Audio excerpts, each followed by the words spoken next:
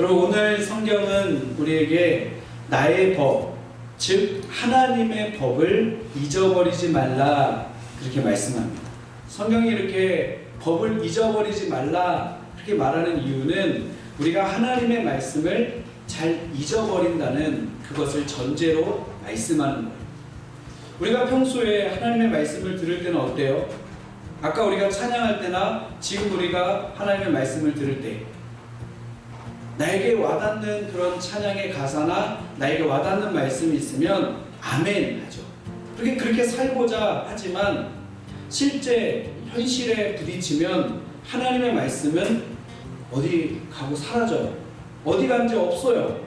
잊어버리고 뭐만 남아요? 내 방법이나 내 고집, 내 성질대로 해버리는 성향이 있다는 거예요.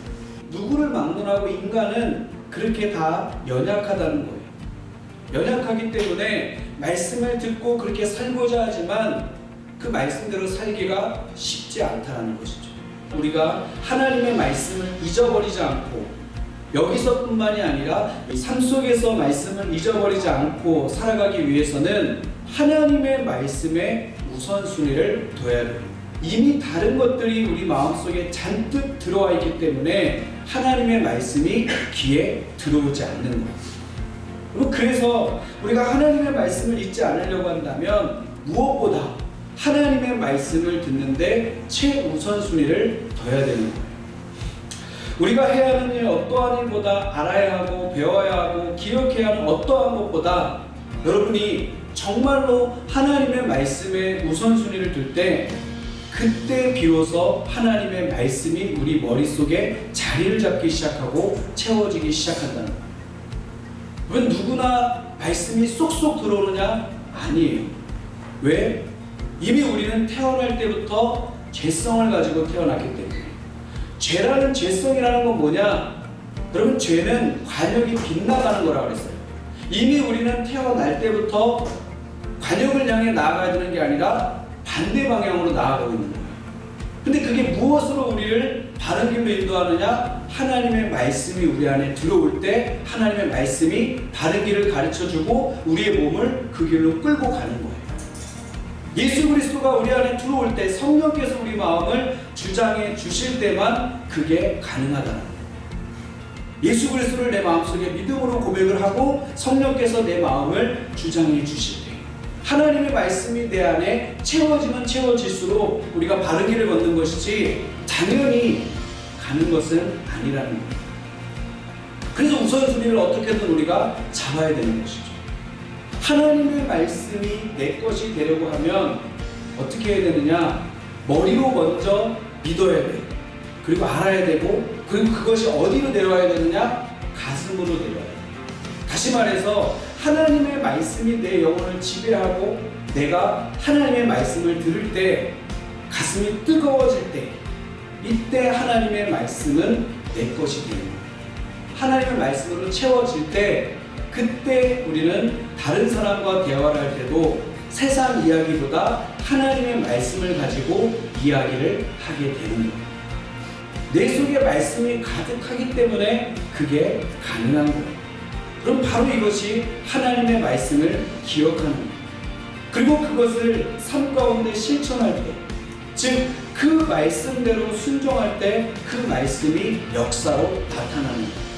여러분, 하나님께서는 성경을 통하여서 하나님의 말씀이 나의 법이라고 말씀하셨어요.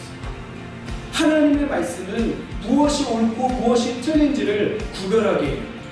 예를 들면 어떤 것이 하나님의 뜻인지, 오늘 내가 친구와의 약속이 있는데 예배 시간도 있어. 오늘 내가 대학을 준비하고 취업을 준비해야 되는데 여기로 가야 되는지 여기로 가야 되는지 어느 것이 하나님의 뜻인지 알기보다 모를 때가 참 많아요. 그러나 무엇이 죄인지는 알 수 있습니다. 하나님의 뜻은 몰라도 어떤 것이 죄인지는 우리가 잘 안다는 거예요. 예를 들면 남의 물건 내가 노력하지 않아서 벌은 돈에 함부로 손을 대면 어때요? 안 되죠. 사실 많은 사람들이 잘못된 길을 가는 이유는 바로 이 옳고 그름이 구별이 되지 않아서 잘못된 길을 가는 거예요. 그리고 많은 경우에 이 옳고 그른 것을 모호하게 만들어요. 근데 그 모호하게 만드는 가장 중심에 있는 것이 뭔지 알아요? 바로 인간의 정의죠. 인간의 정. 하나님은 이 인간의 정이라고 하는 그 안개를 뚫고 실체를 보게 만들어요. 하나님의 말씀이 그 역할을 한다라는 거예요. 그래서 말씀이 곧 법이라고 하는 거예요. 이 말씀을 통해서 죄와 죄가 아닌 것만 구별할 수 있어도 잘못된 길을 걷지 않는다는 것을 늘 우리가 기억해야 됩니다. 말씀을 우선순위로 삼아야 되는 이유 자체도 그 이유 중에 하나라는 것이죠. 여러분, 그런데 하나님의 지혜에는 이런 소극적인 부분만 있는 것이 아니에요. 서두에 뭐라 그랬어요? 내 아들아, 나의 법을 잊어버리지 말고, 그렇게 말씀하고 바로 다음에 뭐라고 나와요? 오늘 본문에 내 마음으로 나의 명령을 지키라. 하나님께서 내 마음에 명령하는 것을 뭐라 그랬어요? 지키라. 곧 실천하라는 거예요. 여러분, 이것은 아까 말씀드린 내 삶의 우선순위를 말씀에 두는 것보다 더 어려워요. 우리가 하나님의 뜻대로 움직이려면 우리는 우리 자신을 설득해야만 돼요. 예를 들어서 솔직히 까놓고 얘기해서 친구가 있는데 내 주머니에 1,000원 아니고 10,000원이 있어요. 근데 이건 내 용돈이에요. 주문하면 난 없어요. 근데 저 친구가 밥을 못 먹고 힘들어하고 있어요. 그때 모든 사람들, 여러분들 다 똑같이 줘야지, 당연히 줘야지, 기쁜 마음이 그 마음만 있을까요? 그게 100% 기쁜 마음만 있지는 않다라는 거예요. 우리 자신을 기쁜 마음이 있는 게 아니고 마음속에 기뻐하는 마음보다 어떤 마음이 들 때가 더 많아요? 반대되는 마음이 들 때가 더 있어요. 왜냐하면 우리 마음의 밑바닥에는 뭐가 자리 잡고 있을까요? 순종의 마음보다 욕심과 이기적인 마음, 불순종하는 마음이 자리 잡고 있기 때문에. 그래서 그 물건을 주는 것은 핑계를 대죠.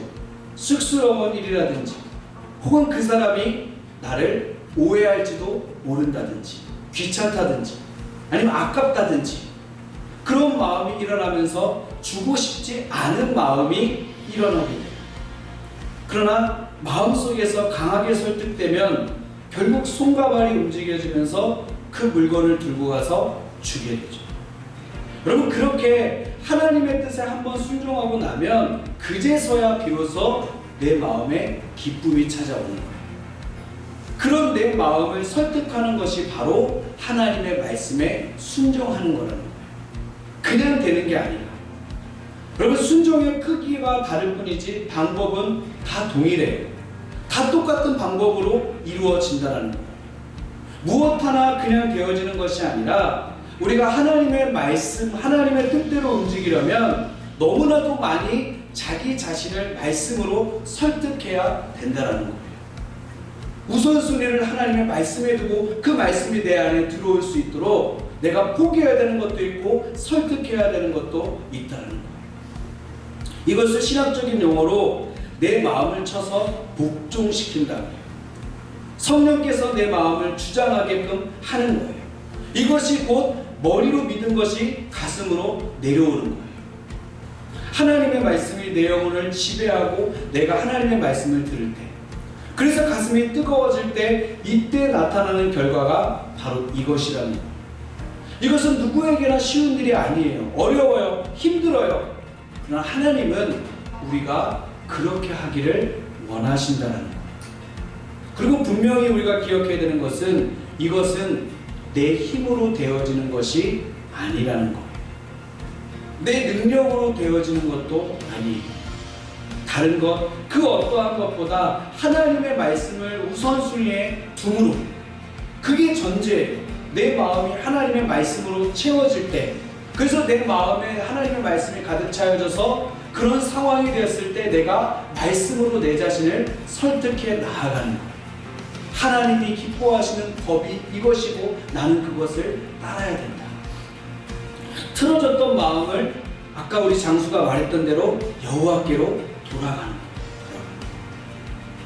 우리 청년들이 우리 모두가 매일의 삶 속에서 해야 되는 일이 그것이에요.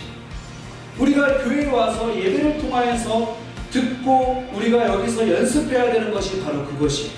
그리고 실제로 행해져야 되는 것이 바로 삶 속이에요. 삶은 바로 그것을 우리가 실천하는 곳이에요. 그러기 위해서는 먼저 여기에서 우리가 하나님의 말씀을 채워야 되는 것이죠. 그냥 되는 것이 아니에요. 누구를 막론하고 그냥 되지 않아요. 하나님의 말씀을 붙들고 내가 살고자 할 때 성령이 나와 함께 하셔서 그렇게 살아가도록 이끌어 주신다는 것. 내가 아무리 그렇게 살고자 해도 하나님의 은혜가 내 안에 임하지 않으면, 성령께서 나를 붙들어 주지 않으면 우리는 그렇게 할 수 없어요. 하나님의 말씀에 우선순위를 두고 성령께서 내 마음에 충만하여서 내가 그렇게 살고자 하면 성령께서 내 마음을 그렇게 이끌어 주세요. 그게 바로 우리 청년들이 삶 속에서 행해야 되는 모습이에요. 아니, 청년만이 아니라 우리 모두가 그렇게 살아가야 돼요. 교회가 하는 역할이 그거예요. 아까 우리가 그랬잖아요. 내 나의 마음 주의 성전이 되어. 하나님의 성전은 날마다 뭐가 드려져야 돼요? 예배가 드려져야 되고 찬양이 흘러나와야 되고 말씀이 선포가 되어져야 돼요. 우리가 교회라고 그랬잖아요. 우리의 삶 속에서 우리가 세상 사람과 같이 있을 때 교회의 모습을 드러내야 되는데 그 교회의 모습이 뭐예요? 하나님의 말씀이 선포돼요. 찬양이 나오는 거예요. 그게 바로 선한 영향력을 끼치는 삶을 살아요.